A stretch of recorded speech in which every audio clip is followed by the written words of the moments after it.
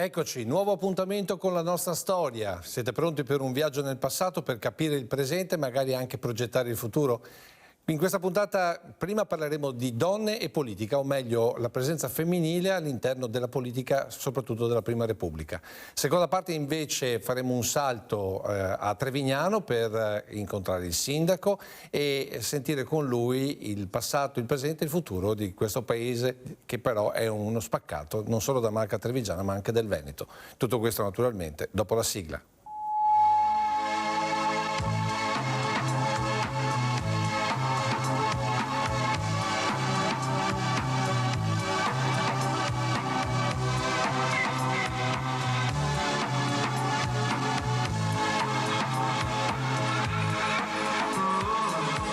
È una giovane laureanda di Montebelluna a guidare il movimento giovanile DC in provincia di Treviso, un incarico che comporta impegno e responsabilità, ma che la neoeletta ha accettato con entusiasmo e fiducia nelle proprie forze.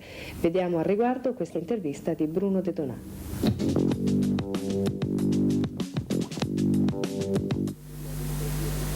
Gianna Galzegnato, 22 anni, montebellunese, studentessa di lettere, è stata chiamata al vertice del movimento provinciale giovanile della Democrazia Cristiana e subentra a Massimo Malvestio e, cosa che mi sembra piuttosto importante, è anche la prima donna che assolve questo incarico.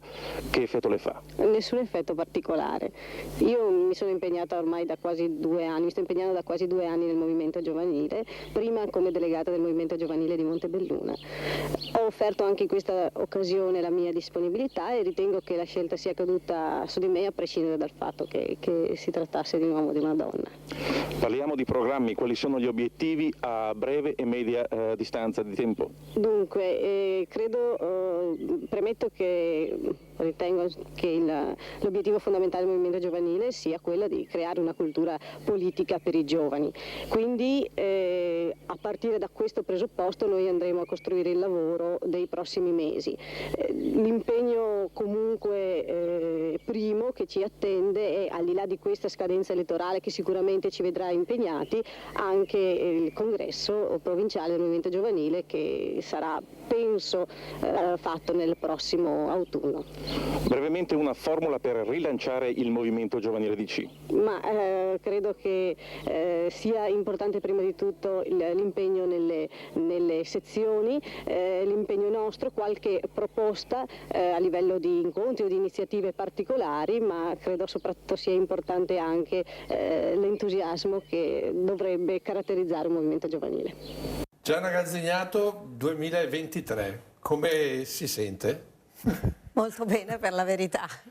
Che effetto fa rivedersi 36 anni dopo? Misuro il tempo che è passato, tante cose sono cambiata io, non sono più la stessa persona, anche se rimango della convinzione che non mi facesse, non mi ha fatto anche nel tempo che è seguito nessun effetto particolare il fatto di assumere responsabilità pubbliche, di assumere responsabilità nelle istituzioni e nella vita politica in generale rispetto al fatto di essere una donna. Ecco, allora raccontiamo un po', Gianna Galzegnato, qual è stato il percorso da quel 1987, per la precisione era il 23 maggio dell'87, quindi siamo anche proprio giusti come tempi. Allora, la storia è stata questa. Ho lavorato nel movimento giovanile per alcuni anni difficili, complicati, poi ho assunto responsabilità pubbliche come consigliere comunale prima e come assessore poi nel comune di Montebelluna e poi ho interrotto l'impegno nelle istituzioni della politica per lunghi anni fino a 10 anni fa, quando per un periodo ulteriore sono stata impegnata ancora nell'UDC e sono stata il segretario provinciale dell'UDC. Ecco, noi l'abbiamo convocato, oltre che per vedere insieme insomma, quello che è stato il passato attraverso l'esperienza personale, anche per parlare delle donne e della politica. E proprio per questo, con il nostro Alessandro Granziera e Francesca Pezzo in regia, andiamo a vedere il contributo numero 2, perché questo è un comitato provinciale della DC del 1980. Al di là del fatto che, insomma, voglio dire, un po' di volti conosciamo, noi riconosciamo che ci sono pochissime donne, praticamente quasi nessuna. Era una politica solo per uomini, quella della Prima Repubblica? Allora, era una politica prevalentemente per uomini, era una politica che era per le donne difficilmente praticabile, anche solo e soltanto per una questione di ritmi. Se il consiglio comunale finisce alle 2 della notte e una donna ha i figli a casa, fa fatica a seguire ritmi di questo tipo, a lavorare con ritmi di questo tipo. Ma naturalmente venivamo da un tempo in cui le donne erano escluse da incarichi pubblici, non solo per ragioni di ritmi, ma anche per ragioni culturali e persino istituzionali. Penso al fatto che in quegli anni mi è stato dato di conoscere Tina Anselmi, che è stata la prima donna ministro, che è stata prima sottosegretario al lavoro, poi appunto la prima donna ministro che in qualche misura ha cominciato a rompere il vetro di cristallo che c'era sulla testa delle donne. Particolarmente bello e significativo è ricordare il fatto che Tina Anselmi era una trevigiana e che in questi giorni, in questo tempo più recente, recentissimo, la sua figura viene studiata, viene ricordata, di lei si fanno memoria dei suoi atti parlamentari, dei suoi atti come ministro, ma anche come presidente della commissione d'inchiesta sulla P2, perché Tina Anselmi non solo è stata ministro del lavoro, non solo è stata ministro della sanità, autrice della importantissima, e ci ha lasciato in eredità l'importante riforma sulla sanità, è stata anche presidente della commissione P2, credo incarico, per quello che ho avuto la possibilità di sapere, incarico difficilissimo, pieno di insidie, che credo le sia costato moltissimo. Hai avuto un rapporto al di là, diciamo, della politica con Tina Anselmi, oppure c'è un rapporto d'amicizia? Beh, io ero molto giovane, lei era impegnata a livelli istituzionali e era parlamentare quando l'ho conosciuta io. Certamente frequentava Treviso, era presente, partecipava alla vita del partito quando poteva, perché i deputati allora, e lei non faceva eccezione, lavoravano, avevano un impegno serrato in Parlamento, ma non mancavano mai di essere presenti sul territorio per ascoltare problemi, questioni, istanze, speranze, ma anche per contribuire a costruire sui livelli, a partire dal livello territoriale, le proposte della politica. Quindi non c'era, come dire, i parlamentari non erano astronauti che non vedevi mai, sapevi esattamente chi erano, con loro potevi interloquire e erano a disposizione del territorio sempre nel fine settimana e lunedì compreso. Poi si recavano a Roma, poi tornavano a Roma. Ecco, siccome noi abbiamo intitolato La meglio gioventù della Prima Repubblica, raccontiamo qual era il passaggio, cioè come si cominciava a fare politica da giovane per poi arrivare ad avere dei ruoli non tanto di potere quanto di responsabilità. Allora, come molti ragazzi della mia generazione, noi partecipavamo, oltre allo studio, all'impegno a scuola, il nostro impegno era poi spesso era nel servizio in parrocchia. Marino Corder. Sì, ecco Marino Corder che il giorno del congresso mi disse, l'ultima volta peraltro che io l'ho visto, mi raccomando, lei resti sempre, mi dava del lei, nessun altro mi ha dato del lei, tra i big democristiani di allora lui mi disse rimanga sempre libera, conservi sempre la sua libertà. Caspita. Sì, Ma com'era Marino Corder? Mi dicono che fosse una persona persona pugnace, tenace. Cosa le ha insegnato? Io l'ho conosciuto pochissimo Marino Corder, e però vede, questo insegnamento a distanza di quasi 40 anni me lo ricordo ancora. Conservarsi liberi nelle scelte, nelle decisioni.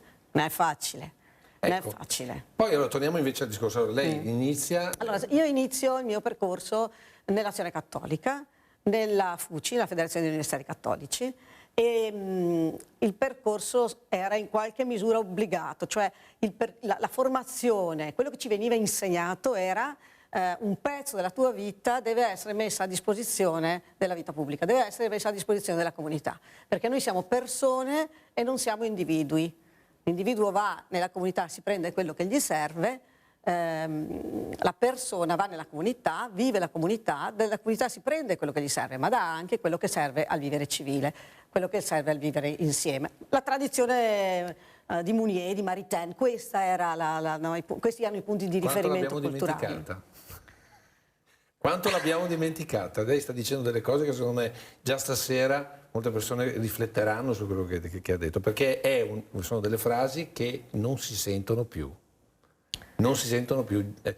Forse chi fa protezione civile, ma non lo sa neanche, perché lo fa perché se lo sente dentro, ma non c'è una. Invece lei ha dato esattamente una spiegazione importante, quindi vi veniva trasmesso questo mentre studiavate? Noi, insomma, al di là dello studio, ma sì, da studenti nel partecipare alla vita delle parrocchie, poi dico dell'Azione Cattolica, ma un ruolo importante l'hanno avuto per molti della mia generazione le ACLI, per esempio. Ecco, questi erano momenti formativi, esperienze vive, arricchenti, dalle quali però a un certo punto ti mandavano, dicevano ok, adesso però è arrivato il tempo per cui la tua vita, una parte, un pezzo del tuo tempo sia speso nella vita pubblica e non un tempo di riserva, altrimenti un modo come un altro per impegnare il tempo libero. Cosa vuol dire un tempo di riserva? Non il tempo libero, no? Era un'esperienza, ci insegnavano che il nostro impegno pubblico era un impegno esigente, non se ci sei, quando puoi, forse, vediamo, no. C'è un pezzo di vita che va dedicata alla comunità e quella è una responsabilità, appunto, non un modo come un altro per impegnare il tempo libero. Il 31 gennaio dell'87 noi andiamo a fare un servizio dove i giovani della Democrazia Cristiana incontrano, diciamo così, i big locali, in questo caso Dino De Poli, e lo incontrano a Conegliano. Il movimento giovanile della Democrazia Cristiana vuole capire e far capire anche agli altri le profonde motivazioni ideologiche che sono state e continuano ad esserlo alla base del partito.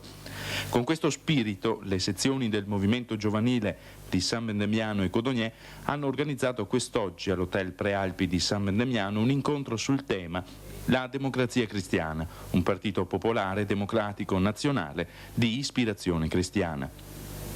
Oltre a ciò, il movimento giovanile ritiene, con questi incontri, di svolgere uno dei compiti fondamentali: formare ed informare, essere un gruppo di incontro e di stimolo e, nell'immediato futuro, poter invitare gli esponenti politici democristiani di maggior spicco della provincia di Treviso. Oggi è toccato all'onorevole Dino De Poli, presidente della Cassa di risparmio della Marca Trevigiana, rompere il ghiaccio su un tema, quello già enunciato, molto interessante e stimolante. Molti danno per scontato, ha detto De Poli, il significato di Democrazia Cristiana, ma non è così. La DC non è un partito banale. Difficile sì lo è, ha aggiunto De Poli, perché è portavoce di numerose istanze, di numerosi progetti, di numerose idee. Ma la Democrazia Cristiana, ha ricordato il presidente trevigiano, oltre alle definizioni specifiche del tema, va anche considerato partito pluralista e solidarista. De Poli, nel suo lungo discorso, ha anche menzionato un importante compito, quello della formazione politica e del reclutamento. Una volta questo compito, egli ha detto, era affidato a numerosi movimenti, come ad esempio le ACLI. Oggi la ricerca di nuovi giovani dediti alla politica è rivolta a ciò che possono offrire le varie sezioni comunali. Un iter meno sicuro, per cui è sempre più difficile reclutare giovani preparati. Fra i presenti vanno sottolineati due responsabili e organizzatori dell'iniziativa, Fabio Soneghet ed Evaristo Cettolin. A questo incontro ne seguiranno altri, il 21 febbraio con Tina Anselmi e Lino Armellin, in marzo con Pavan e Malvestio, ed infine ad aprile con il presidente della Regione Veneto, Carlo Bernini. Rivedere questo servizio cosa... Mi fa venire in mente che non solo si arrivava all'esperienza della politica e nelle istituzioni anche, avendo avuto nell'area cosiddetta prepolitica, insomma, un percorso formativo, ma che la Democrazia Cristiana ha sempre rivendicato anche questo ruolo, cioè il ruolo, soprattutto con riguardo ai ragazzi, ai giovani, di palestra di formazione. Cioè non si arrivava lì ed era tutto concluso sul piano del percorso, dello studio, ma bisognava continuare. Questi incontri avevano questo tipo di significato. Questo è a San Venebiano, ma molti altri in tutta la provincia di Treviso venivano organizzati e promossi. Mi fa pensare anche a come la DC fosse un partito grande, veramente grande, e molto radicato sul territorio. Però tornando a questi incontri, adesso che cosa manca alla politica di oggi rispetto alla struttura che voi affrontavate e di cui facevate parte? Forse la dimensione della riflessione, perché come dire, la politica ti costringe a tempi rapidissimi, a decisioni decise, a confronti serrati e la riflessione che sta dietro non può essere una riflessione personale, individuale, deve necessariamente essere una riflessione approfondita e condivisa. Questi erano appuntamenti che avevano questo senso. Poi ciascuno di loro, ciascuno di noi andava nel proprio comune, faceva il consigliere comunale, faceva l'assessore, ma sapeva di poter contare su appuntamenti che ti consentivano di riflettere su che cosa doveva indirizzare le tue scelte, le tue decisioni. Quindi a volte a me pare che ci sia oggi maggiore improvvisazione non tanto nei singoli provvedimenti, quanto in ciò che ci sta dietro, che aiutava, adesso c'è Cedino De Poli, il maestro di visione, no? Che aiutava a costruire una visione. Di visione. Sì, lui era così. La ragazza, giusto per parlare delle quote rosa? Gladys, ed era una, probabilmente la prima delegata comunale del movimento giovanile, perché a proposito del fatto che la DC fosse grande e radicato, aveva questa dimensione della Democrazia Cristiana che dappertutto, in qualunque parte, pezzo della provincia di Treviso. Fiorenzo Fantinelli, sì, che dicevo prima. Quello con gli occhiali. Quello dietro in terza fila, pensa a te quando devo passare. Fiorenzo, allora dicevamo che la DC aveva radicamento... un enorme radicamento, perché c'erano allora, aveva una struttura tale per cui non solo c'era il comitato provinciale e quelli comunali, no? C'erano pure quelli sezionali. Nei comuni più grandi, penso a Montebelluna, ma a Treviso a maggior ragione, non solo c'erano i segretari comunali, ma c'erano anche i segretari di sezione. Quindi era molto, molto articolato, ma il fatto di essere così partecipato, il fatto di avere così tanti iscritti, evidentemente metteva nelle condizioni anche di dover tenere dentro tante sensibilità diverse. E credo che, insomma, un grande merito sia stato quello di saper fare sintesi, non è facile. Appunto, ma io volevo capire, allora, la Democrazia Cristiana, come dire, riusciva a fare una catena di trasmissione dalla base fino al vertice, perché comunque c'era un costante confronto, voglio dire. Sempre, e perché c'erano meccanismi di selezione molto rigorosi. Quindi uno non vale uno. No, uno non vale uno. Questa ovviamente... allora uno non poteva valere uno. Dicevo, meccanismi di selezione molto rigorosi e anche questi sempre esposti al confronto, che non era solo il confronto dialettico dell'incontro nella sezione, ma che era poi il ricorso al congresso, al voto, al convincimento, alla proposizione delle proprie prospettive e si arrivava, e poi processi di selezione che ad un certo punto arrivavano a... Ad esempio, come si riusciva a passare di grado? C'era un esame, c'era qualcosa? No, la palestra era sempre quella della vita democratica interna. Cioè, quindi... diamo per scontato cose che chi è dalla parte della televisione adesso manco sa. La palestra era questa, era la partecipazione alla vita della sezione, che appunto non era una cosa occasionale, ma era una cosa frequentissima, e gli incontri erano ripetuti, erano settimanali. Tutte le questioni, per esempio amministrative dei comuni, venivano discusse non solo da parte dei gruppi consigliari di riferimento, ma venivano discusse anche nelle sezioni. E lì ci si confrontava, a volte pacatamente, a volte meno pacatamente, a volte animatamente, a volte molto animatamente. E poi questo trovava una sintesi nei momenti congressuali, per cui uno si candidava, veniva votato, prendeva i voti, veniva votato e, tra virgolette, passava di grado. Accanto però alla vita della sezione c'erano tutte queste altre dimensioni, c'era il movimento femminile, c'era il movimento giovanile, cioè c'erano altri canali attraverso i quali discutere, tenersi legati, ragionare e costruire. E la cosa che a me ha sempre molto colpito dell'esperienza delle sezioni e dell'esperienza che nella Democrazia Cristiana si faceva rispetto alla costruzione delle linee politiche, è che non solo ci si occupava delle questioni locali, che erano sicuramente il primo punto all'ordine del giorno, ma nelle sezioni, anche le più piccole, anche dei più piccoli paesi, ci si occupava e si lavorava e si ragionava anche sulla politica nazionale, perché no, sulla politica estera. Cioè uno che cosa pensava? Poteva dirlo, delle scelte che orientavano chi allora era al governo in materia, per esempio, di politica estera. E non ci stupiva il fatto che anche nelle sezioni questa linea politica si potesse costruire. Poi c'erano i parlamentari che arrivavano e quindi qualche appunto se lo portavano via. Avete capito che qui è una bella lezione di politica e di storia della politica con Gianna Gazzignato. Tra qualche istante proseguiamo perché abbiamo tante altre cose da farvi vedere.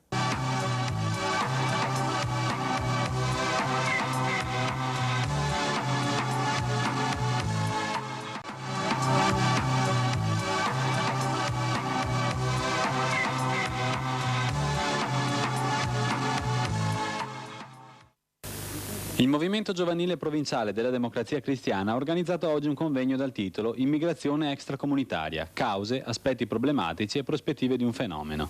L'incontro a Montebelluna aveva come obiettivo non tanto le proposte concrete per soluzioni mirate, quanto un'attenta analisi del fenomeno, in tutti i suoi aspetti, cause, conseguenze, contorni.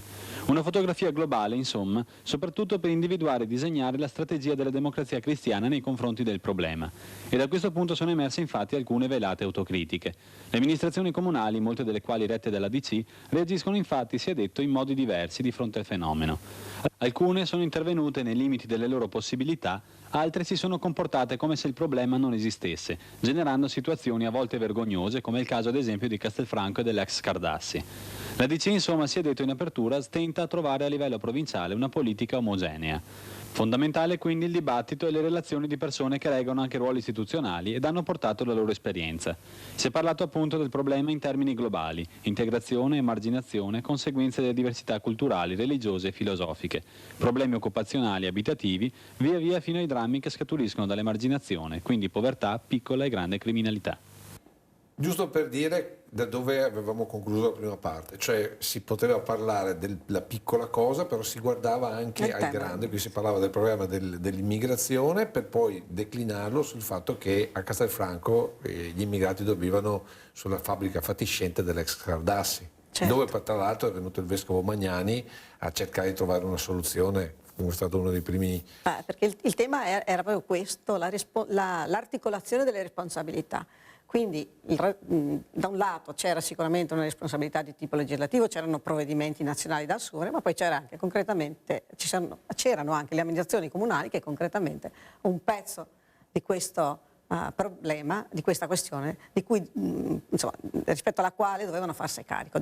Un pezzo di questa questione era anche loro responsabilità affrontare e risolvere. Adesso rapporto al, diciamo così, il dibattito interno. Prima diceva che il dibattito interno poteva essere pacato, poteva essere acceso, poteva essere anche molto acceso, ma doveva essere sempre dibattito interno. Adesso invece, so che lei ha un'amicizia con Massimo Malvestio, oltre che aver, diciamo, fatto da staffetta a quel tempo. Adesso le faccio vedere un servizio della provincia di Treviso del 26 ottobre dell'87, quindi lei è già segretaria del Movimento Giovanile, mentre Massimo Malvestio è consigliere provinciale. L'inserto lo 08, Alessandro. Credo anche presidente nazionale del Movimento Giovanile Massimo in quel periodo. In quel periodo.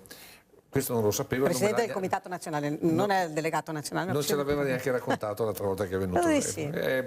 È bello per questo programma, perché ogni volta noi che apriamo una pagina, se si apre un altro capitolo, si apre un'altra storia e avanti così. Allora, rimaniamo su questo concetto, altrimenti ci perdiamo. Il servizio è lo 08 e vediamo questo dibattito tutto all'interno della Democrazia Cristiana, però un dibattito all'interno della provincia di Treviso. Vediamolo insieme e poi lo commentiamo. Consiglio provinciale con due argomenti delicati in apertura. Questione La Marca e Teatro Comunale. La Marca, la società di autotrasporti, avrebbe 7 consiglieri irregolari. Si tratta di 7 esponenti di diversi partiti politici che ricoprono anche la carica di consiglieri provinciali. A sollevare la vicenda il consigliere DC Massimo Malvestio tramite un'interpellanza. Secondo il parere di un noto giurista, il professor Leopoldo Mazzarolli, tutto l'esecutivo della società La Marca sarebbe fuori legge. Oggi il presidente Innocenti, il quale aveva riconfermato alcuni mesi fa l'esecutivo in questione, si è sentito in dovere di spiegare come sono andate le cose. Ha fatto appello al cuore, alla buona fede, alla comprovata onestà di carriera, dicendo che sempre ha avuto a cuore le istituzioni. Come è nata tutta la storia? Il professor Mazzarolli era stato interpellato una prima volta per sapere se c'era incompatibilità tra la carica di consigliere provinciale e quella della società. La prima risposta fu negativa, tutto ok, rispose. Poi però la provincia divenne autorità di bacino, un termine tecnico per dire che le cose cambiarono, e mutò anche la posizione dei 7 consiglieri della società. Nuovo quesito all'avvocato, il quale chiese tempo per rispondere. Nel frattempo, ecco scoppiare tutto il pandemonio. Appena avremo il parere, ha assicurato Innocenti, il Consiglio provinciale verrà chiamato a discutere e decidere. E le accuse di Malvestio? L'abbiamo intervistato. Svaniti i bollori, resta la soddisfazione della BA, come dicono gli scout, la buona azione. Io credo che lo abbia fatto soltanto perché non esistono delle norme specifiche. Quando le norme diventano generali e lontane dal problema che si va a regolamentare, evidentemente le interpretazioni possono essere varie. Io ne avevo una, il Presidente ne aveva un'altra. Mi pare di capire dal parere che vi è stato distribuito, e mi sembra abbastanza evidente che la via che consiglia il professor Mazzarolli è quella di far deliberare prima il Consiglio provinciale in queste materie. Penso che sia la via migliore e mi fa piacere che il problema sollevato abbia portato a qualche risultato. Rompiscato, poteva discuterla all'interno del gruppo del No, però Massimo in questo caso, lo dice lui, avevo ragione, no? Lo dice alla fine. Però quando le questioni avevano rilevanza istituzionale, quello era il luogo in cui affrontarle. In questo caso aveva eccepito una questione di legittimità e ha fatto quello che doveva esattamente nel posto in cui lo doveva fare. Indipendentemente dal fatto che chi governava, cioè chi aveva preso le decisioni, era del suo partito. Indipendentemente dal fatto. Quindi la seconda lezione è che a volte, cioè, non si deve andare dove gira la corrente, dove gira il potere. Guarda, il messaggio di Marino Corder, mantenersi liberi. Esatto. Massimo di sicuro lo era, oltre a essere, come dire, avere una visione molto chiara della situazione e nello specifico di questa situazione. E quindi ha fatto quello che doveva nel momento e nel luogo in cui lo doveva fare. Ecco, invece adesso parliamo di sempre, diciamo così, discussioni, punti di vista diversi, eccetera, perché un'altra storia di quelle storie è quando è caduto Mazzarolli a Treviso, sindaco democristiano di una roccaforte democristiana. Cade Mazzarolli per, come dire, dissenso interno, perché la maggioranza della DC era totale, anche se eravamo col pentapartito, quindi un fuoco amico, direbbe qualcuno. E qui allora, intanto sentiamo, allora cade, c'è il primo governo, anzi il secondo governo, dire la verità, nella storia di Treviso, poi arriva anche più avanti un altro centrosinistra con Giovanni Vanildo, però in quello spazio arrivò invece Sandro Reggiani, che per la DC fu un cataclisma, uno smacco non da poco. Vediamo l'inserto numero 9, Alessandro e Francesca, e dopo commentiamo perché uno dei dissidenti, un fuoco amico, arrivò da Francesco Benazzi. Vediamolo adesso. Immagini che ora vedrete sono state girate questa mattina presso la sede della direzione provinciale della DC di Treviso, poco prima che avesse inizio l'audizione dei cosiddetti dissidenti da parte dell'avvocato Palmieri, componente del collegio dei probiviri, inviato per una sorta di istruttoria. A quanto si è appreso, Palmieri ha ascoltato alcuni esponenti del gruppo dei 5, sicuramente Benazzi e Trevisan. Inoltre dovrebbe aver sentito anche Armando Alfieri, Palmieri, assessore rimasto in carica al fianco della giunta laica, e Piero Faccini, il segretario provinciale, autore della lunga relazione inviata ai probiviri. Nel pomeriggio è stato sentito anche Antonio Mazzarolli, l'ex sindaco, che fu il principale bersaglio delle dure critiche degli allora dissidenti. Palmieri non è venuto comunque a Treviso per decidere, i provvedimenti saranno presi nella prossima riunione del collegio dei probiviri. Se lo ricorda quella vicenda oppure come giovane? Allora, io la ricordo molto poco. Ricordo i protagonisti molto bene invece di quella vicenda. Piero Faccin, che non ho dubbi abbia fatto una relazione non dettagliata ma dettagliatissima. Ricordo il sindaco Mazzarolli, non serve ricordare perché è protagonista dell'attualità Francesco Benazzi, ma ricordo anche Alfieri. Non credo siano stati espulsi, per la verità. No, non sono stati espulsi. E volevo arrivare lì. Perché nella Prima Repubblica è difficile essere espulsi. Anzi, io non ho cercato, non sono riuscito a trovare cose, diciamo, di espulsioni clamorose, se non... Però secondo me questo si giustifica tornando a quello che dicevamo prima, e cioè un partito molto grande, dentro al quale c'erano sensibilità differenti, ci si faceva portatori di interessi differenti, e poi bisognava però saper mediare e saper far sintesi. L'espulsione non avrebbe risolto alcun problema, cioè avrebbero espulso 2, 3, 4, 5, ma la sensibilità che stava dietro, le persone che condividevano quell'orientamento sarebbero rimaste lì tutto il tempo e tutti i giorni, e la questione non si sarebbe risolta così. Per cui è inevitabile che non si espellesse nessuno. Ecco, la domanda è questa, cioè, riportandoci alla vita di oggi, invece qui le espulsioni nei partiti attuali sono, non dico l'ordine del giorno, ma sono molto più facili. Però se c'è una allora, la lontananza e le differenze tra i partiti di 40 anni fa, la DC non c'è neanche più, devo dire, no? E i partiti di oggi... Non c'è neanche un erede? No, oggi no. Oggi no. È una storia conclusa. C'è qualcuno che ogni tanto tenta di riaprire un dibattito sulle opportunità di ricostituzione della democrazia cristiana. Credo davvero che sia una storia chiusa. Credo che sia un tempo che si è definitivamente consumato. Ad esempio questa idea di ricreare il terzo polo di Calenda, che per certi versi richiama forse l'idea di un centrismo democristiano? Allora, io, come dire, penso alla mia di esperienza, perché io sì ci ho provato, mettendoci la faccia da segretario dell'UDC ad un certo punto. È un'esperienza che non ha funzionato. Però, ripeto, secondo me, una delle questioni che segna la distanza è il liderismo. Allora, è chiaro che dentro a un partito grande, popolare, era un partito popolare, no? Del popolo, in cui la leadership è diffusa, è molto più difficile che dire prendere uno e cacciarlo via. Se invece la leadership è concentratissima, allora è più facile che l'avvertenza possa risolversi anche con l'espulsione. Quindi possiamo dire, insomma, che la democrazia cristiana in genere, i partiti, forse il PSI di Craxi era un uomo partito uomo, invece adesso sono tutti quanti l'uomo partito. Molto di più, nella DC non era possibile. Noi abbiamo visto una serie di protagonisti della vita di quel tempo. Penso a Dino De Poli, penso a Tina Anselmi, ho visto l'onorevole Brunetto, l'onorevole Frasson. Erano tutti leader, magari con sensibilità differenti, con modi diversi di porgersi, con riferimenti diversi sul territorio, con responsabilità diverse ai diversi livelli, ma erano tutti leader. Nessuno, come dire, sovrastava in mano sull'altro. Non era una prima donna? No, non era neanche possibile. Non era neanche possibile.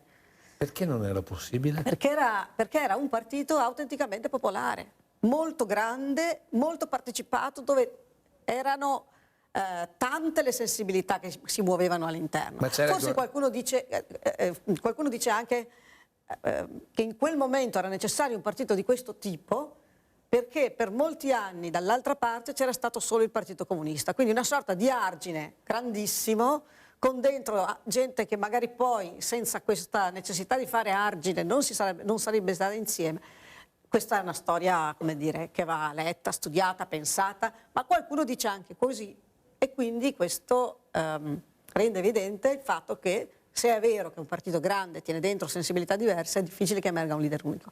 Ci sono tanti leader e poi aveva un consenso notevole, non era solo una questione di iscritti, di adesioni al partito, era un partito che aveva un consenso enorme, che aveva quasi il 50%, anzi ha avuto oltre nei paesi, nei nostri paesi, aveva oltre il 50%. Senta, però la storia dice che il consenso della DC era, come dire, il contraccambio di opportunità che poi a ogni singolo arrivava, cioè tu avevi un problema di un bisogno di trovare lavoro, andavi da, che ne so, dall'Armelin di turno che aveva il suo ufficio, gli chiedevi una mano, lui in base alle sue conoscenze riusciva a infilarti a qualche parte. Ecco che il consenso arrivava così. È vero, non è vero in parte? Allora, è possibile che così sia stato, anzi è probabile che così sia stato, ma non giustifica il consenso che la DC aveva. Cioè, questo tipo di raccordo, no, con il singolo che aveva bisogno di un favore o che aveva comunque la necessità di rivolgersi a qualcuno perché aveva un problema da risolvere, non giustifica il consenso della DC, assolutamente. Io credo che fosse il clima di quegli anni era un'altra storia, era un'altra cosa, ed era il clima di una forza politica nella quale quasi senza mediazione, mi viene da dire, no? Immediato in questo modo, la gente si riconosceva. Perché la gente era la stessa, appunto, perché chi a volte ho l'impressione che in alcuni comuni le liste della DC fossero più liste civiche. Questo è un altro dato importante, sì. interessante, perché anche questo è un capitolo. Allora, noi in questo presente, guardando al futuro, dove nei comuni vincono sempre di più le liste civiche e molto meno le liste di partito, perché vediamo i dati, le liste, quando tu vedi le liste di partito, insomma, voglio dire, non occorre andare a vedere, anche le recenti elezioni dimostrano come le civiche Io intendo dire che si trattava quasi di liste civiche per la immediata adesione che c'era tra la società civile e la forza politica. Quindi chi era impegnato nel volontariato, nell'organizzazione della sagra, poi erano gli stessi che magari costruivano la lista. È per questo che poi era gente che di solito era molto vicina all'esperienza del territorio. Ed era comunque gente che proprio perché faceva la sagra, faceva questo, faceva quello, aveva il senso di dare il suo tempo alla comunità. Certo, era appassionante, era assolutamente che cosa ha rinunciato lei per questa esperienza politica? Molto sonno, un pezzo di serenità, perché io poi ho lavorato, ero impegnata nella DC negli anni in cui arriva Tangentopoli, quindi un pezzo di serenità e un po' di vita privata, nel senso che la sera io in consiglio comunale andavo, o nelle sezioni andavo, o nelle riunioni di partito andavo, ecco, quindi, però come dire, io non rimpiango nulla, era la domanda nel senso fare. che non rimpiango nulla, perché per me quello era il modo per stare bene. Io non avevo bisogno, insomma, era un'esperienza. L'hai considerata più una passione o una missione? No, una passione. Sicuramente una passione. Sicuramente una passione. E cosa si prova quando finisce una riunione, magari alle 2 di notte, e si è riuscita a risolvere una situazione, mettere d'accordo, o fare sintesi di un problema? Beh, insomma, si porta via una bella soddisfazione, poi però si pensa il giorno dopo, perché magari c'è da lavorare di nuovo e poi perché magari c'era da andare a fare l'esame, c'era una vita che continuava, perché la politica per noi non poteva in alcun modo non poteva in alcun modo essere totalizzante. Cioè, noi dovevamo essere ragazzi che lavoravano e che studiavano, che costruivano una professione e che facevano il consigliere comunale, l'assessore. Quindi non facevate carriera politica? Non si poteva pensare che la politica. Poi ci sarà stato sicuramente qualcuno che nel periodo in cui faceva il parlamentare andava in aspettativa, e quindi doveva necessariamente dedicarsi a fare soltanto il parlamentare. Ma ordinariamente non era questa la prospettiva di chi faceva politica e di chi la faceva a livello locale. Penso ai sindaci. Prima abbiamo visto nel convegno di Montebelluna sul tema dell'immigrazione 2 sindaci, Dino De Longhi e poi più indietro Leopoldo Bressani. Dino De Longhi tutte le mattine andava in fabbrica, prima andava in comune. Aspetta, Bressani uguale. Alessandro, ci fai rivedere il servizio? se ci fai rivedere il servizio che abbiamo visto prima, che è il DC locale, quella del 16 febbraio, con cui abbiamo aperto la seconda parte, che così vediamo un po' di... È bellissima comunque, diciamo così, la spiegazione il suo modo di raccontarci la politica di quel tempo. Dino De Longhi faceva il sindaco, però andava anche in fabbrica. C'era l'imprenditore che doveva andare a occuparsi della sua fabbrica e poi arrivava in comune. Come si riusciva? Perché ad esempio adesso no? Si parla ad esempio del fatto che la provincia è stata declassata e quindi uno fa il sindaco. Piero Zanella, capogruppo della DC, era... E Francesco Adami, credo. Francesco Adami, esatto. Eccolo qua, Dino De Longhi. Dicevo, adesso si dice addirittura che uno non riesce a fare il presidente della provincia, contemporaneamente il sindaco di una città, perché gli impegni sono troppi. Allora come fa uno a fare il sindaco di Montebelluna e andare anche in fabbrica? Bisogna chiederlo a loro, a Leopoldo Bressan, a Dino De Longhi che vedo lì adesso, ma loro così hanno sempre fatto, hanno mandato avanti le loro aziende e poi insomma, venivano in municipio, venivano in comune. Si alzavano molto presto, lavoravano molto, erano anche probabilmente tempi diversi, tutta la parte tecnica affidata ai finanziari. Forse quella passione civica che vi veniva insegnata? Ma non lo so, io prendo atto di questo fatto, non so dire, insomma, è cambiato il mondo, devo dire, anche rispetto alla gestione della cosa pubblica, alle responsabilità amministrative, è cambiato il mondo, sono cambiate le istituzioni, cambiati i sistemi elettorali, cioè davvero il confronto è difficile, è complesso, è difficile, perché il mondo delle istituzioni e il mondo della politica è un'altra cosa. Ecco, guardando il passato, vedendo il presente, siamo in conclusione perché è già passato il nostro tempo. Gianna Gazziniato, come vede il futuro della politica locale e nazionale, dalla sua esperienza? Allora, come lo vedo non lo so, nel senso che, o meglio, lo so, ma ci vorrebbe molto tempo per ragionare su questo. Posso provare a dire qual è il mio auspicio. Il mio auspicio è che, al di là di ciò che è innegabilmente ormai passato e di ciò che è innegabilmente molto diverso, il senso di responsabilità, il rigore che è dovuto alle istituzioni repubblicane a tutti i livelli, dal Comune al Consiglio dei Ministri, e il rispetto per la democrazia e le sue regole stia a cuore a tutti, ai consiglieri comunali come al Presidente del Consiglio dei Ministri, a chi è impegnato nei partiti come a chi è impegnato nelle istituzioni. Ma in questo momento secondo lei è così? Secondo me è così, e secondo me è giusto che la politica stia rivendichi i propri spazi e la propria autonomia. Non abbiamo avuto modo di parlarne, ma insomma il rapporto che c'è stato tra la politica e la magistratura nei tempi, tra il 90, il 91 e il 92, è stato, insomma, credo debba far riflettere, una storia non scritta perché probabilmente non scrivibile, e ancora sarà il tempo in cui si può scrivere questa storia, adesso forse non ancora, ma insomma ecco, credo che la politica debba tenersi stretto e i cittadini debbano tenersi strette l'idea che la democrazia è una esperienza che va costruita tutti i giorni, non un dato assodato o ricevuto in eredità per sempre. E la partecipazione, per questo era un valore la partecipazione a tutti i livelli, perché la partecipazione questo consente.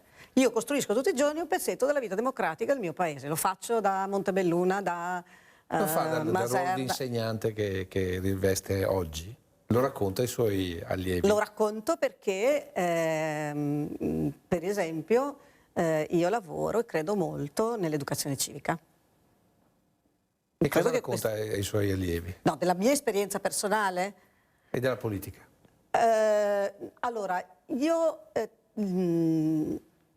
affido sempre loro e ragiono con loro temi che attengono alla Costituzione, perché questo posso fare e questo è giusto che io faccia, perché la legge fondamentale dello Stato diventi patrimonio di chiunque, per il fatto che chiunque è cittadino giovane, in questo caso cittadini molto giovani, ma cittadini.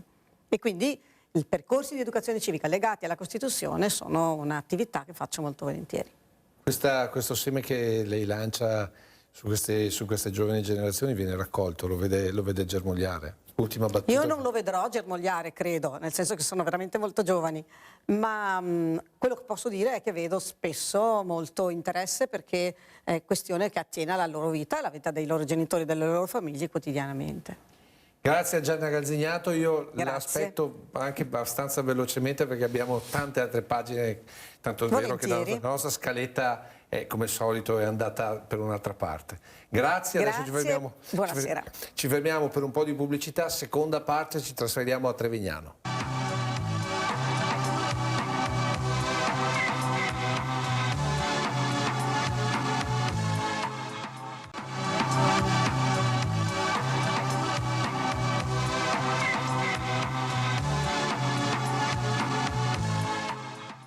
Fabio Pontello, 12 anni, una vita spezzata sull'asfalto, come molte, forse troppo, che la strada miete ogni giorno. Oggi a Trevignano una folla immensa si è stretta attorno alla disperazione della famiglia. Ma con Fabio, ha precisato subito in apertura del rito solenne il parroco Don Sebastiano Monico, più di una persona avrà la vita. I genitori, Giovanni e Noemi, hanno acconsentito infatti al prelievo di alcuni organi del ragazzo che sono stati così donati. Un gesto di profonda umanità e di altissimo senso morale, tant'è che oggi a Trevignano sono giunti moltissimi iscritti all'Aido in rappresentanza di 16 sezioni provinciali. Oggi siete venuti per rendere l'estremo saluto a Fabio, ecco. Esatto. Mi pare una donazione esemplare. È una donazione speciale, stupenda, perché Fabio ha dato tutto quello che poteva dare. Ha dato il cuore, ha dato 2 reni, ha dato 2 cornee, ha dato il fegato, sembra anche il pancreas e tutto quello che c'era. Insomma, è l'unico donatore che ha dato tutto quello che poteva dare. Ecco, quindi un evento del tutto particolare, primo nella provincia di Treviso, sì, e forse anche nel Veneto. Penso, è senz'altro nel Veneto, senz'altro. E Treviso poi il primo. Dopo la donazione del cuore di Busnello, che è il primo donatore, questo è il quinto donatore di cuore. Senta, l'Aido opera a Treviso dal 72, ecco, quali sono le difficoltà per voi a divulgare questo messaggio di vita? Difficoltà soprattutto economiche, perché noi non siamo aiutati da nessuno, diremo così, solo dalla gente di buon cuore, ma speriamo nella legge nuova, la 3086, che dovrebbe darci qualche cosa. Qual è il messaggio che voi date alla gente? Donare, perché alla nuova legge che viene fuori ci vorrebbe imporci il dono, cioè quando uno muore diventa proprietà dello Stato. Noi non lo vogliamo questo, noi vogliamo che la donazione sia spontanea da parte di chi lascia questa terra e da parte dei genitori che magari devono autorizzare. Pensate voi, l'amore più grande di un uomo che cos'è? È dare la vita per gli altri. E ho visto arrivare i medici e ho saputo da loro, da Treviso, da Bergamo, da Milano, sono corsi attorno a Fabio per prendere quello che Fabio ha donato, per dare la vita agli altri, anche la gloria di Dio. L'amore che crea, l'amore che dà vita. In provincia di Treviso gli iscritti all'Aido sono 22.000, un record. Finora la Marca si è messa in luce per mirabile generosità. In 14 anni, dal 1972, sono stati donati 5 cuori, 160 cornee, 84 reni. E ancora molto si sta facendo per sensibilizzare la gente e l'opinione pubblica a donare. Perché chi dona, questo è il pensiero dell'associazione, dà la possibilità al prossimo di ritornare a vivere. E anche Fabio, 12enne pieno di entusiasmo e dinamismo, continuerà a pulsare nel corpo di qualche altro suo coetaneo. Franco Bonesso, sindaco di Trevignano, intanto benvenuto, buonasera. Buonasera. Abbiamo voluto cominciare la storia con lei, con questo servizio, perché siamo il 27 ottobre dell'87 e qui c'è una donazione importante, ma qui si vede anche una grande comunità, si vede un parroco e soprattutto un'omelia, o come si dice alla nostra parte una predica, che insomma difficilmente adesso vediamo in giro. Allora, intanto anche commovente il ricordo di questo ragazzo a cui è stata dedicata proprio la sezione locale dell'Aido di Trevignano, e quindi in un modo si continua a vivere nella nostra memoria e nella memoria di tutti i volontari che in tutti questi anni hanno portato avanti il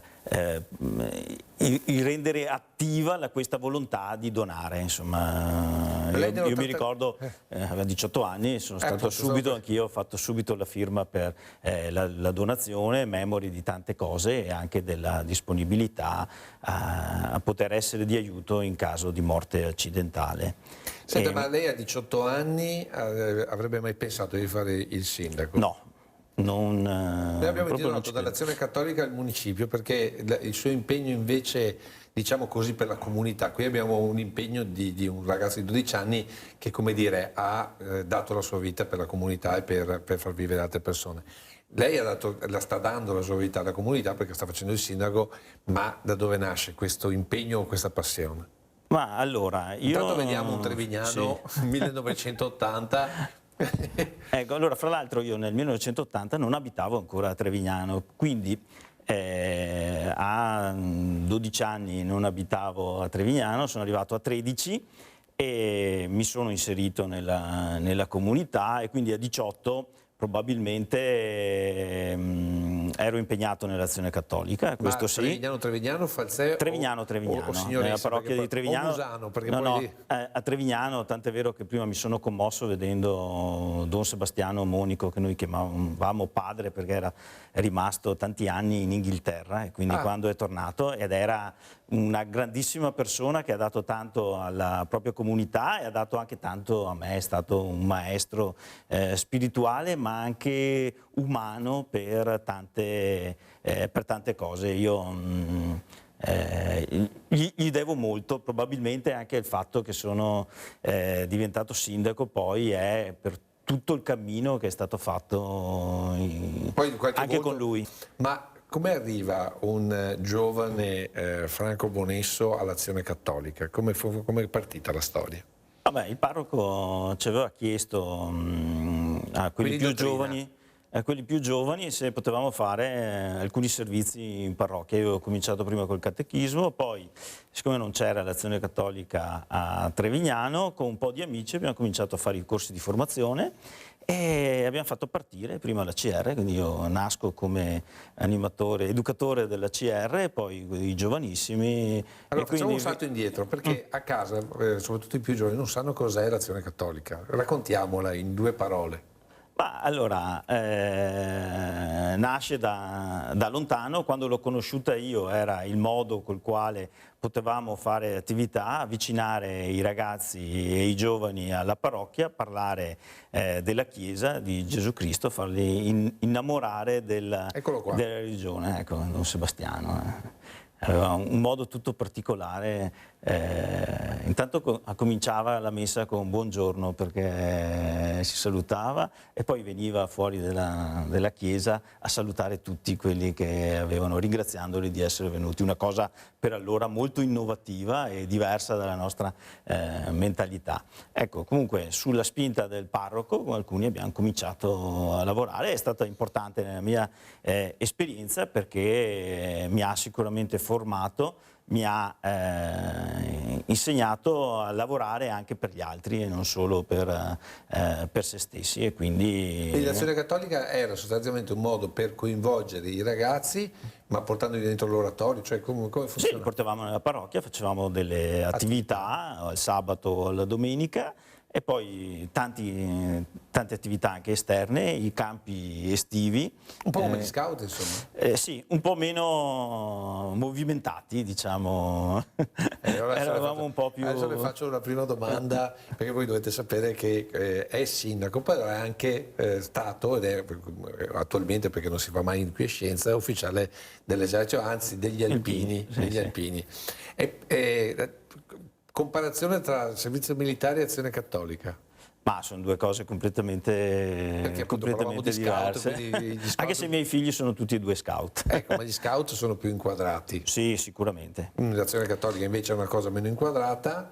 il servizio militare è allora, stato se noi formativo. andassimo alle origini facendo alcuni ragionamenti, sicuramente il militante è quello che sente di più l'Azione Cattolica, è un cristiano molto più convinto, forse anche molto più formato da un punto di vista spirituale e più inserito organicamente anche nella Chiesa e nella gerarchia, cioè, e si relaziona in un certo modo con la gerarchia ecclesiale. Gli scout invece hanno una loro formazione più anche tecnica, no? Che deriva da un'esperienza internazionale e quindi forse un po' meno legata alla Chiesa, poi sono anche lì più branchie, quindi per esempio a Trevignano abbiamo l'FSE, la Federazione di Scout d'Europa, però la maggioritaria in Italia sono gli Agesci e quindi... Sì, ma però è stato più formativo quindi fare l'Azione Cattolica o fare il servizio militare? Allora, due cose diverse, però io mi riconosco fondamentalmente in tutte e due. Quando è stato ora di fare il militare ho deciso di fare il concorso per diventare ufficiale di complemento e devo dire che con l'esperienza precedente strideva un po', perché io lo racconto molte volte, che la prima volta che mi hanno dato il fucile in mano sono rimasto un po', per me è stato un po' uno shock. Molti di quelli che avevano avuto la mia esperienza facevano gli obiettori di coscienza, però io non me la sono sentita all'epoca di andare a firmare un documento in cui affermavo che non avrei mai utilizzato le armi in caso di necessità, e ne sono ancora convinto e anche se è stato duro ho fatto questa esperienza che per me è stata molto formativa. Allora, intanto il corso ufficiali con persone straordinarie, secondo me,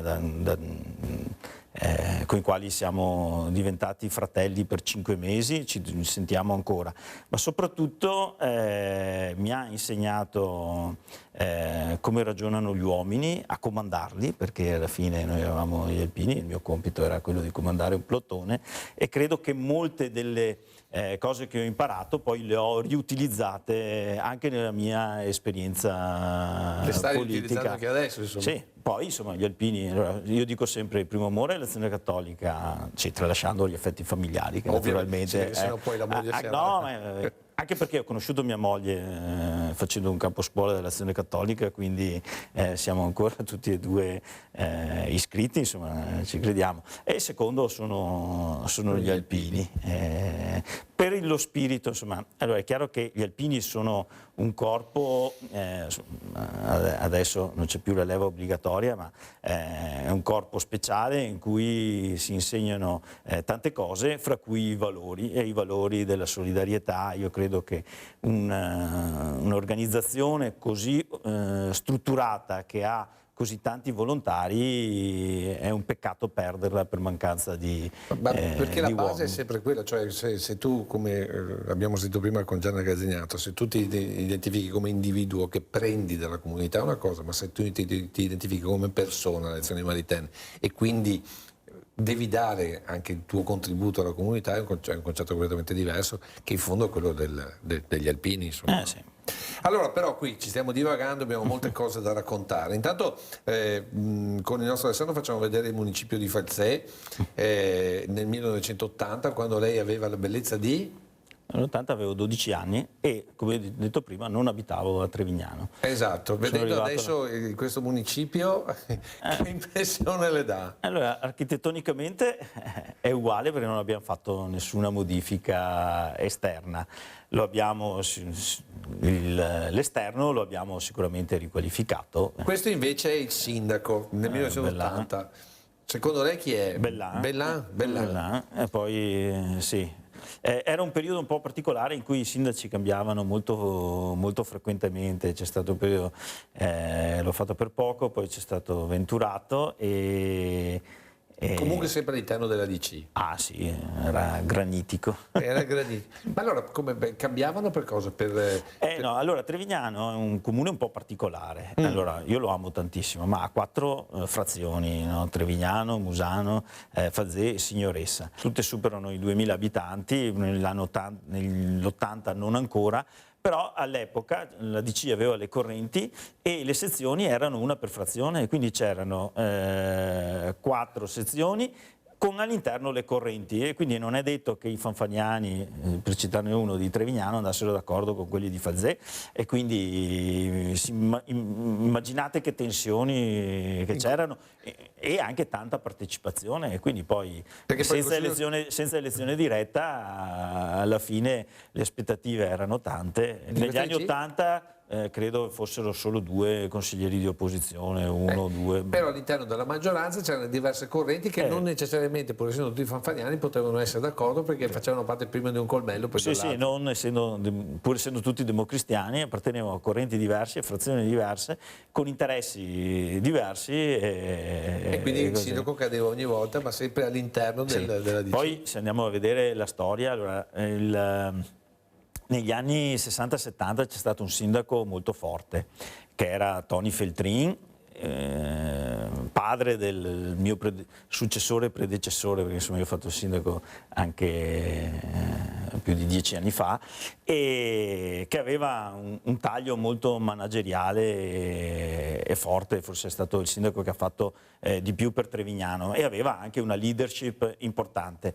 Quando ha finito il mandato in maniera brusca, perché le correnti si stavano un po'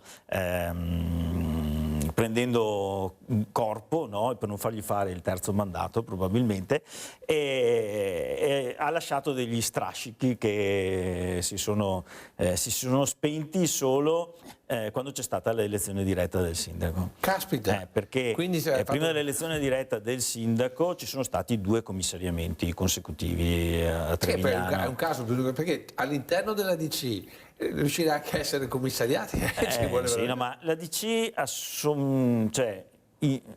a parte il caso specifico di Trevignano, all'epoca era un coacervo di forze, insomma, soprattutto nel Veneto, in cui chi voleva far politica, perché poi tanti che non... chi voleva far politica e poter realizzare i propri progetti o era inserito nel gruppo di maggioranza o difficilmente poteva portarli avanti. Quindi è chiaro che il partito di maggioranza è quello che ha maggiori numeri, maggiori iscritti, e quindi qui c'era la DC, in Emilia Romagna c'era il Partito Comunista. È abbastanza logico sulle cose, anche perché poi uno respira l'ambiente in cui vive e quindi è più facile avvicinarsi al movimento maggioritario. E quindi la DC però al proprio interno aveva talmente tante anime che queste cose non è che succedevano solo a Trevignano, succedevano anche in altri comuni. Sicuramente Trevignano era uno di quelli più risosi da questo punto di vista. Racconto un aneddoto: con i ragazzi facevamo sempre degli incontri con le scuole, con alcuni personaggi per parlare di educazione civica, giornata del ricordo. Un giorno sono andato a trovare l'onorevole Tina Anselmi per portarla poi. Parliamo di che anno? Sarà stato il 2002-2003. Quindi siamo già a Seconda Repubblica? Sì, ma vado e porto a Trevignano Tina Anselmi. La prima cosa che mi presento e fa: sono il sindaco di Trevignano, e mi chiede: ma se ho ancora Barufanti a Trevignano? No? Perché chissà quante liti avrà dovuto cercare di mediare e derimere negli anni della DC. Inquadriamo il comune di Trevignano, qui siamo sempre nel 1980, per capire com'era quel comune in quegli anni là, perché sì, vediamo un po' la strada, vediamo un po'... Era un comune, diciamo, con vocazione agricola, oppure... Negli anni '80 già si cominciava. Allora, qui questo è il marciapiede che stanno costruendo davanti alla sede oggi della Lotto, all'epoca della Nordica, che si era spostata perché aveva bisogno di spazi a Trevignano, insomma, con un'operazione importante. E quindi negli anni '80 è cominciato un boom in cui il montebellunese con la scarpa sportiva faceva sciare il mondo, si diceva, e ha portato un notevole sviluppo e benessere. Quindi era già cominciata la trasformazione, anzi poi c'erano li chiamavano i metal mezzadri, esatto. Cioè quindi quelle che di giorno lavoravano e appena finito il lavoro avevano la cura dei campi.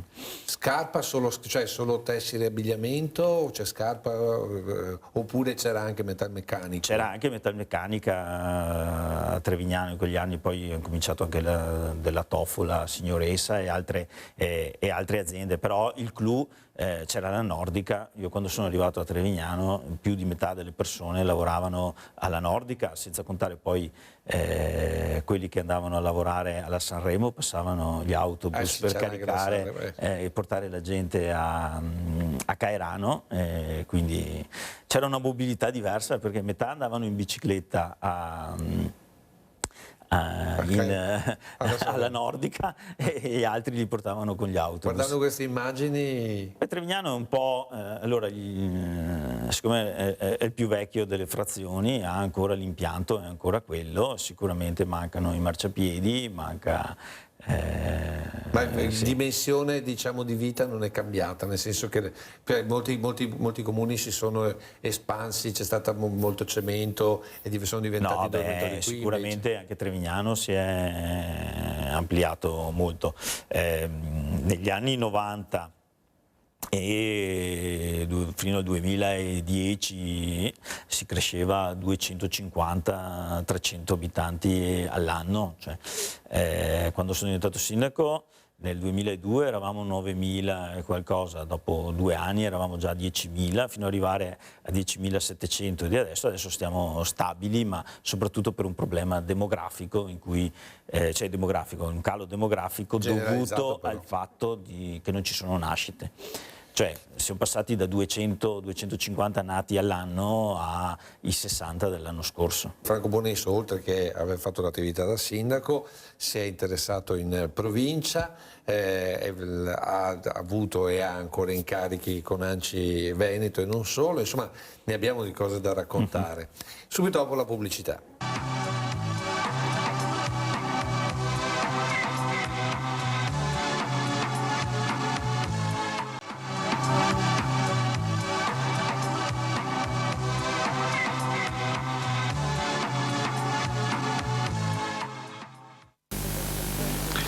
La cosiddetta cultura dell'ambiente, con particolare riguardo alla sua tutela, è molto più diffusa di quanto non si creda. I trevigiani cominciano ad interrogarsi con maggiore profondità sul pericolo che possa sbilanciarsi il rapporto produzione e benessere tutela ambientale.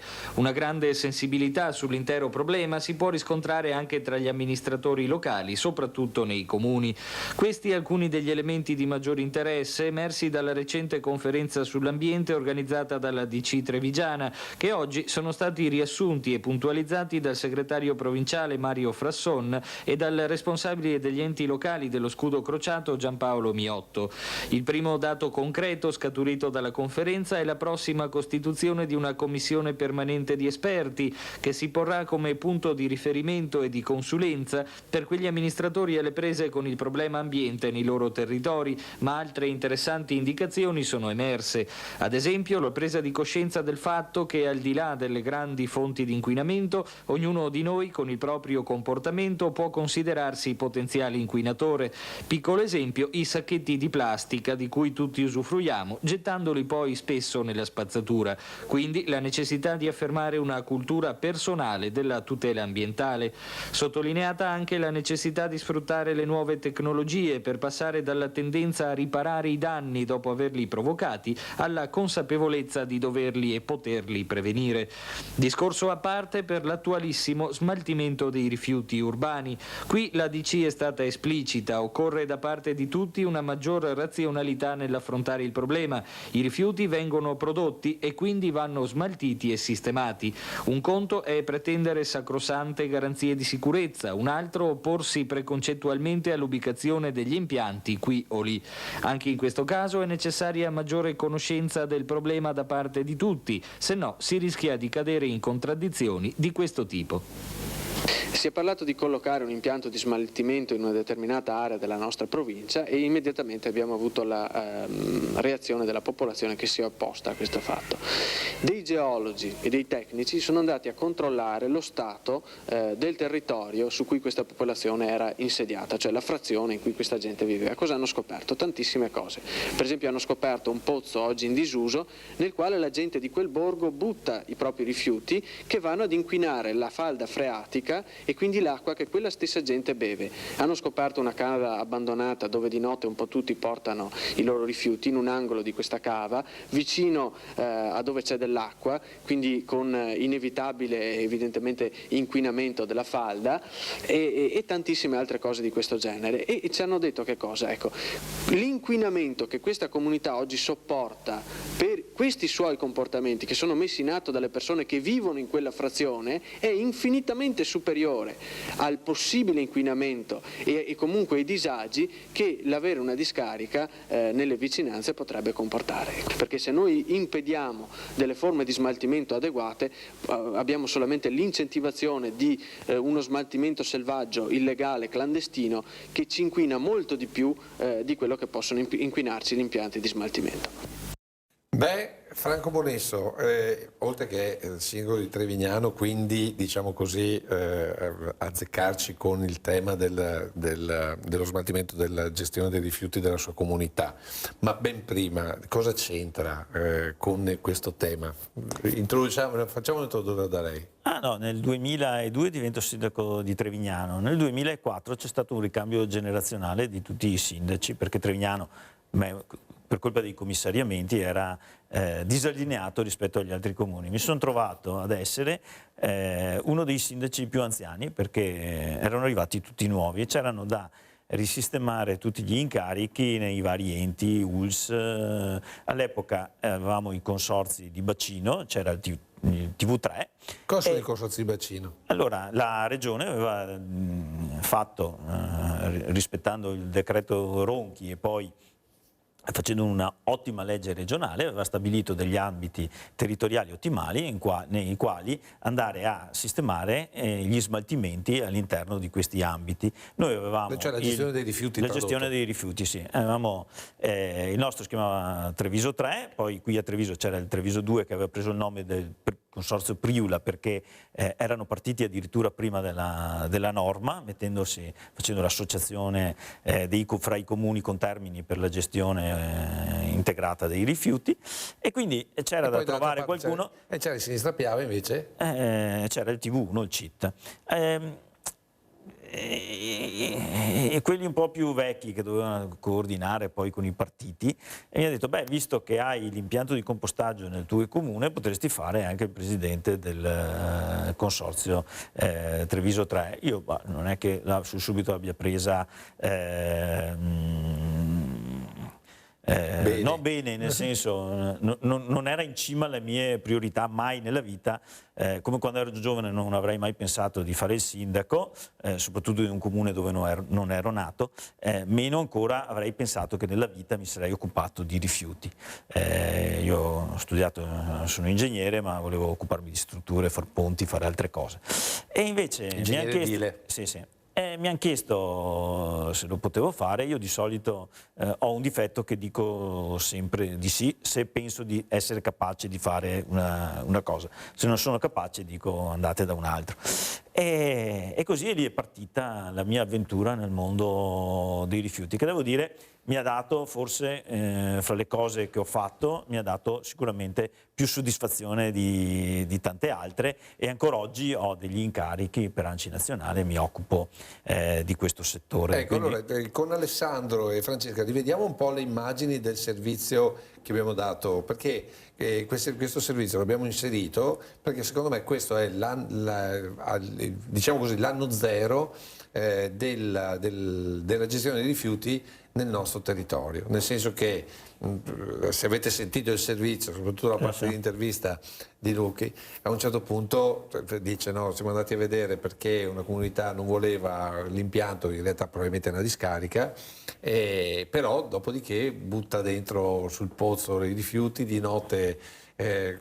Tra l'altro mentre andava in servizio, giustamente Bonesso ha detto quando abbiamo fatto poi quando è arrivata la pedemontana, tutte queste discariche abusive sono tornate alla luce. Ma allora siamo partiti da una situazione veramente disastrosa e quanta difficoltà c'è stata? Perché lei è arrivato con l'impianto di compostaggio già fatto a Trevignano, ma immagino che... Io ero consigliere comunale di opposizione quando è stato fatto l'impianto di compostaggio e non è che concettualmente noi fossimo contrari a questo impianto. Perché l'impianto di compostaggio è fondamentale se vogliamo raggiungere gli obiettivi di norma e soprattutto se vogliamo una gestione corretta dei rifiuti. È chiaro che a quel tempo non c'era ancora una sufficiente esperienza per eliminare tutti i problemi che questi tipi di impianto possono generare e quindi io mi ricordo che avevo votato contro in Consiglio Comunale perché non era stato sufficientemente approfondite alcune modifiche. Poi me lo sono trovato e mi ha dato tanti grattacapi questo impianto di compostaggio. L'impianto di compostaggio. Perché poi il problema è che il compostaggio, in genere la gestione dei rifiuti, parte da una raccolta differenziata fatta bene. E il vero problema delle discariche che nasce è che non c'è una raccolta differenziata, Ecco, un po' quello che quindi tornando alla domanda originaria, io arrivo, c'era questo impianto e facevamo già la raccolta differenziata perché dal 2000 in tutto il territorio del Treviso 3 e poi dal 2001-2002 hanno cominciato con la raccolta differenziata porta a porta di tutto il territorio. C'era già stato un passo successivo perché il Veneto era andato in crisi all'inizio degli anni 90 e quindi siamo stati una delle prime regioni a avere una norma importante che ha obbligato subito a fare la separazione del secco non riciclabile all'umido. Ecco, proprio per questo, allora adesso, visto che si parlava di problemi, io la porto al 91, l'inserto è il 18, c'è una discarica a Busta che aveva qualche problema. Vediamo questo servizio e poi lo commentiamo. La concentrazione di solventi clorurati e metalli pesanti nelle acque dei pozzi spia non è tale da far imporre immediatamente l'interruzione del prelievo d'acqua dalla falda, ma non è certo il caso di star tranquilli. È questo il parere di Luigi Oricoli, responsabile del settore igiene pubblica dell'Ulse 13 di Montebelluna, il quale, analizzando alcuni campioni di percolato, il liquido che si trova sul fondo di certi pozzi scavati apposta per controllare lo stato di salute della falda, dopo aver inviato gli stessi al presidio multizonale di prevenzione di Treviso, ha reso noti i risultati, come detto, al limite dell'accettabile. È stato immediato per i più addebitare la responsabilità della presenza di sostanze pericolose nell'acqua alla discarica di via Cerer a Busta, situata proprio sopra la falda in esame, già criticata numerose altre volte in passato sia per i rischi ecologici che rappresenta, sia per i disagi, ad esempio olfattivi, arrecati ai vicini residenti. Nessun dubbio in proposito per i rappresentanti verdi in Consiglio Comunale di Montebelluna che ieri sera hanno chiesto interventi urgenti da parte dell'amministrazione, forti anche del contenuto della lettera che la stessa Ulse 13 ha inviato il 7 febbraio scorso alla Loggia dei Grani. La discarica, si legge, va espurgata quanto prima, tenendo anche conto della vicinanza sia in linea d'aria, circa 2 chilometri, che in linea di falda, di un pozzo a barcone dal quale si alimenta l'acquedotto di Vedelago.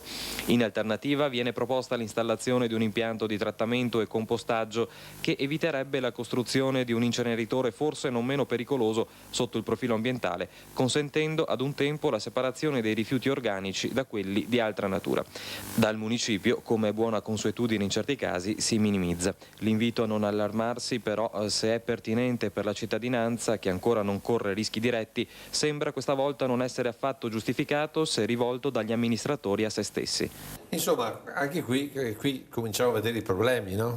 Sì. La discarica di Busta, voi la conoscete bene, mi pare? La conosciamo bene perché poi abbiamo dovuto fare la bonifica l'ha fatta Contarina tramite con il Consorzio Treviso 3 e Priula, perché facendo la storia di come è andata la gestione dei rifiuti ci vorrebbe troppo tempo per spiegare. Ne faremo una puntata. interessante di quello che è successo nel tempo, però alla fine tutte quelle discariche degli anni 70 e 80 non erano sicuramente pensate per ridurre al minimo i rischi ambientali, quindi non sono state sufficientemente impermeabilizzate e soprattutto nel fondo e soprattutto il capping, che è quella membrana che si mette sopra per evitare che l'acqua si infiltri e poi faccia percolato, non erano sicuramente adeguate per reggere nel tempo, e quindi tutte queste discariche sono diventate bombe a orologeria che stanno esplodendo, e quindi con un'operazione nel nostro territorio, secondo me, importante ma anche politicamente accorta, siamo passati al concetto condiviso, e guardate che non è facile poi far condividere, perché adesso in Assemblea del Friuli siamo in 49 sindaci, no? Però su questo c'è stato, tutti hanno guardato più lungo, nel senso, tutti abbiamo portato i rifiuti in queste discariche, che si trovassero a Montebelluna, a Paese o in altri posti, e quindi tutti dobbiamo farci carico di quello che è successo, e quindi all'interno della tariffa dei rifiuti sono anche i soldi per la gestione del post mortem di tutte queste discariche, e per riuscire... Post mortem? Sì, perché quando sono riempite c'è la post mortem, che una volta si pensava che potesse durare poco, invece la gestione deve essere per sempre, poi, perché comunque continuano, bisogna controllarle, bisogna togliere il percolato che si forma ancora, che è pericoloso, e può andare